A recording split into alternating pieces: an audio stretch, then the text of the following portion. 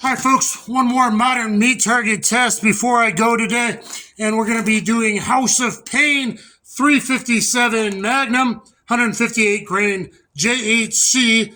That's a Sierra bullet jacketed hollow core, I believe. It's kind of a semi-jacketed hollow point design. And then the 45 auto 185 grain hollow point.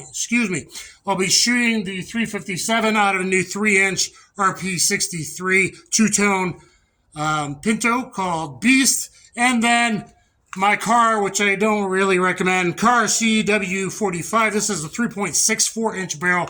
The revolver has a 3-inch barrel, which barrel travel-wise is about 4.25 in an auto.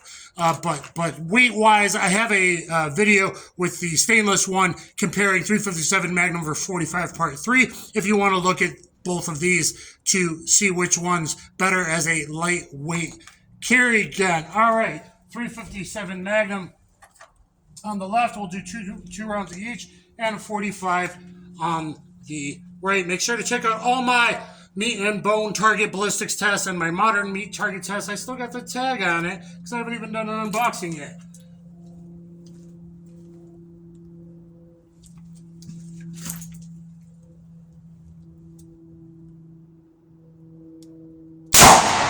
Wow, I think I might have hit too high. No, I think I got the baloney pack. I think I barely got the baloney pack.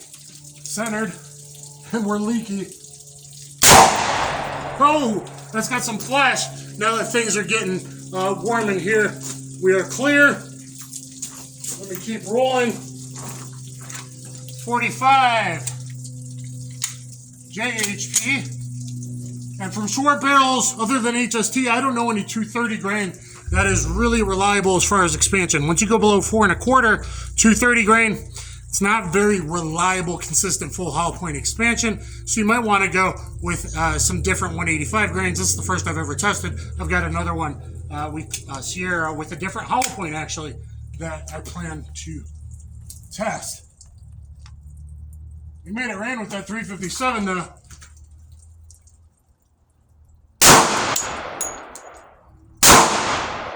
Hope those were hits. You got some good muzzle flash, at least on my end, going with that as well. All right, let me start to dissect the meat target, modern meat target.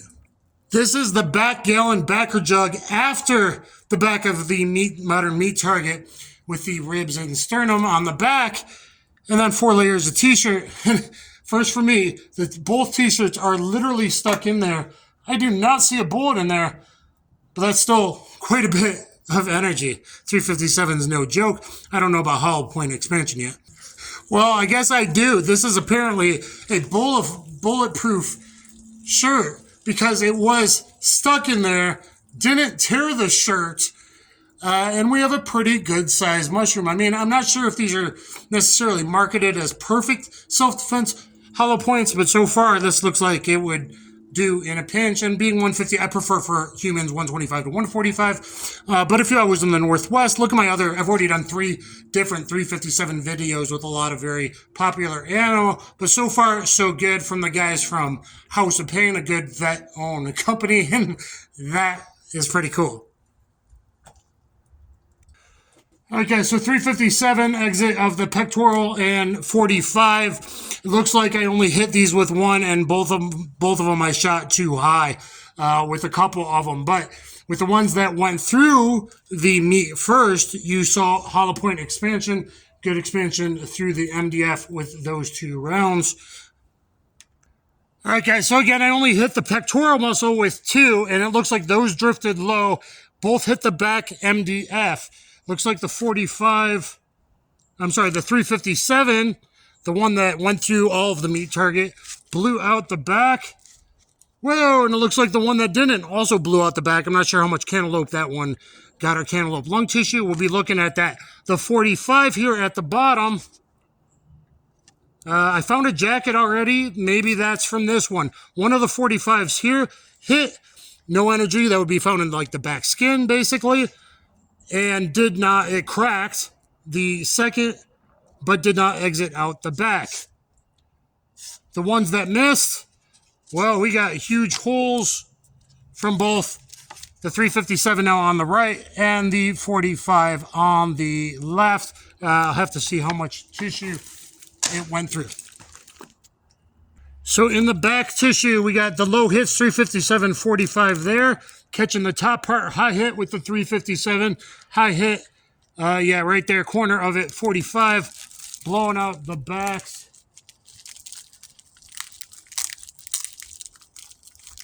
Reverse now, 357 on the right now, 45 on the left.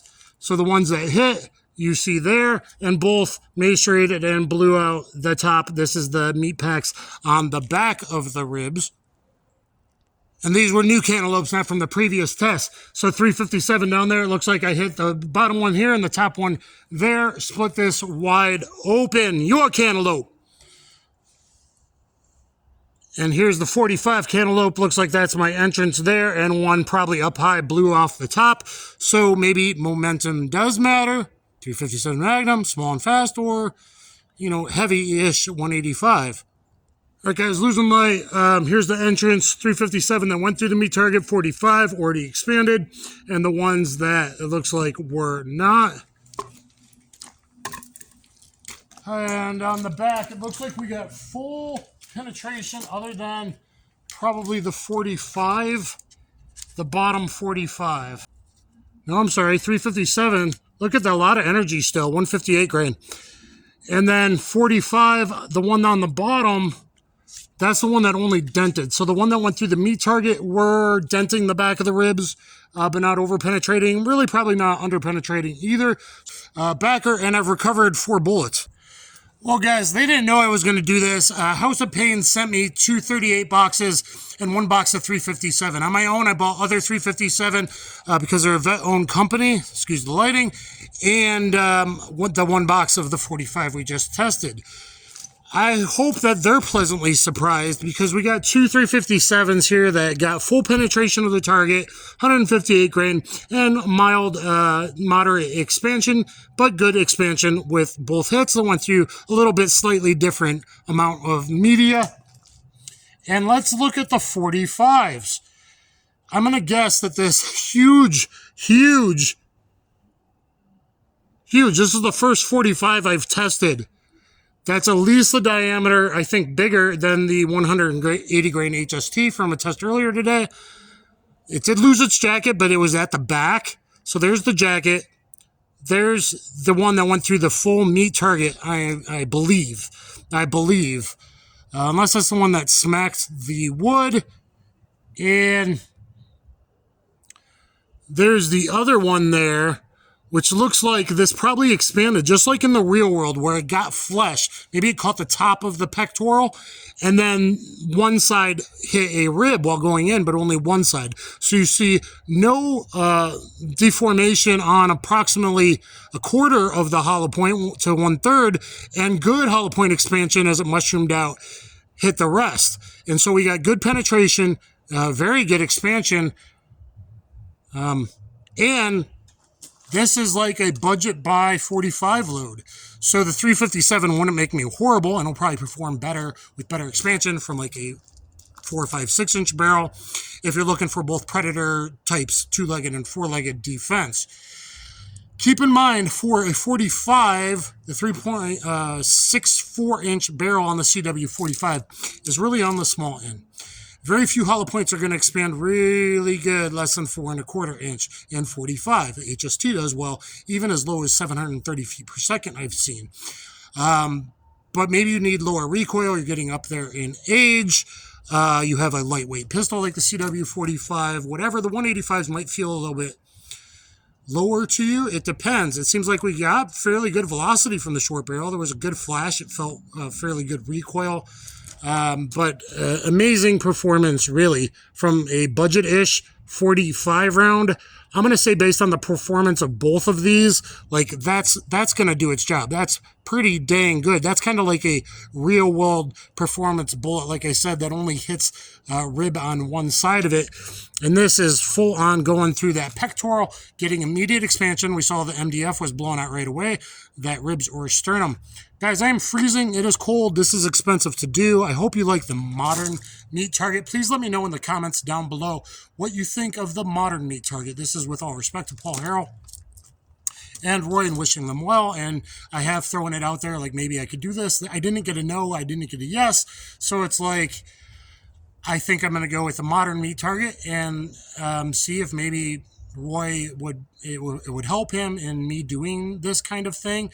Maybe even they use the footage on their channel, like, I don't know, every third week, every fourth week, doing the meat target part of things. Ribs are expensive. Inflation's been horrible the last few years, as we all know, right? But even oranges and cantaloupes and water jugs and oranges and MDF and all that's very expensive. So hopefully I've earned your your comment down below and your subscription and hitting that notification bell. As you know, they try to hide us in the algorithm. House of Payne, you didn't know I was going to do this, and I'm glad for you I did, because I would buy this 45, carry this in a heartbeat based on what I'm seeing. I got another Sierra load with a different Sierra Hollowpoint design. Hopefully I'll get around to testing this, but again, guys, it's hard to do. The 185 plus P Golden Saber is a very good performer if you can still find it. I think they just re-released it, so hopefully that's still doing what it used to do. And if you want 230 grain, HST is always the way to go with its giant expansion, though I haven't tested it yet. Maybe I will do so if you guys support me and the Modern Meat Target. I'll probably send these videos to Paul Harrell. Hopefully, Paul, let me know, and Roy, if I can help out at all, or at least if you support this and think these videos are good, drop me a comment like you did on my comparison of 8 different 124 grain FMJs. Paul's still around right now. I hope it's that way, you know, and we get as much from him as we can, so much worldly experience and all that. Guys, I want to teach you about barrel lengths. And again, if you want to see the RP63 versus CW45 in budget big bore stopping power, that's my video called 357 Magnum vs 45 Part 3. Rossi RP63 versus Kahr CW45. You might want to check that out. I have had mag drops and now a slide replaced and issues with Kahr. So please keep that in mind. Please let me know, guys. Thanks. Kaboom.